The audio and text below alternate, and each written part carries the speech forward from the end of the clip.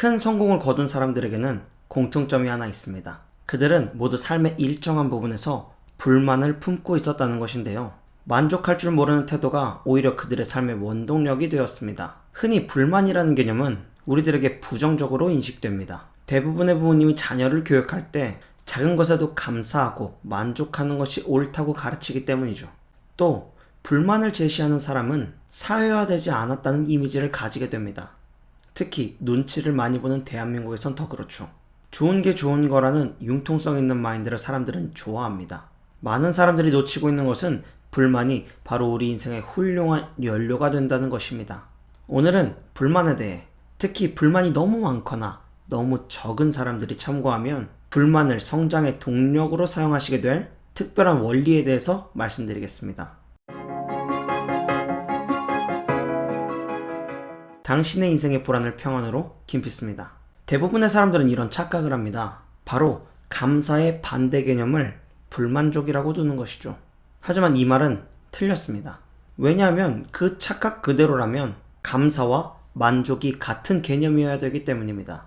감사는 희망이 없는 상황에서 희망을 봅니다. 감사는 걱정을 몰아내고 행복에 이르게 하는 열쇠입니다. 또 감사가 습관이 된 사람은 불행할 수가 없습니다. 그런데 만족은 희망이 있는 상황에만 집중하게 합니다. 그렇기 때문에 만족이 습관된 사람은 꽤나 위험에 많이 노출되게 됩니다. 살아있는 것들은 모두 성장하고 확장하는데 성장을 멈췄다는 것은 곧 죽음이 시작된다는 것을 의미하기 때문입니다. 다시 말해 현재에 만족한다는 것은 더 이상 성장할 이유를 찾지 못했다는 것이고, 이는 곧 성장을 멈추고 죽음을 수용한다는 의미입니다. 그렇게까지 가냐고 생각하실 수 있겠지만 그만큼 만족은 달콤하고 위험한 단어입니다. 감사는 보답하고 싶어지고 반응하고 싶어지는 동적인 감정이라면, 만족은 안주하고 싶고 유지하고 싶은 정적인 감정입니다. 만족하지 않는다라는 이야기를 들으면 어떠신가요? 부정적으로 들리시나요? 물론 당연히 마땅히 인생의 무가치한 것들, 비윤리적인 것들에 대한 탐욕은 경계해야 합니다. 하지만 우리의 가치, 꿈, 목표를 향해 전진하고 있을 때는 만족을 몰라야 합니다. 식당에 들어가서 아무런 주문도 하지 않고 가만히 앉아 있으면 굶어야 합니다. 그나마 내쫓기지 않으면 착한 사장님 만난 것이죠. 우리 인생도 마찬가지입니다. 원하는 게 있으면 주문해야 합니다. 대가를 지불해야 합니다. 대가를 지불하지 않으면 원래 국물도 없이 쫓겨나는 것입니다.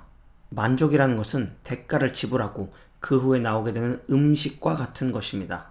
간절히 원하는 게 있다면 더 큰 대가를 지불해야만 합니다. 이 정도면 충분해. 난 지금 만족해. 라고 생각한다면 항상 적당한 선에서 멈추게 될 것이고, 헬스장에서는 그 사람들을 깔짝충이라고 부릅니다.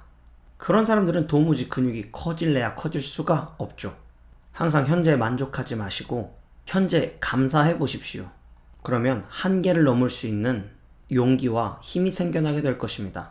불만은 석탄과 같아서 불같은 열정이 오래도록 뜨겁게 타오르게 돕습니다.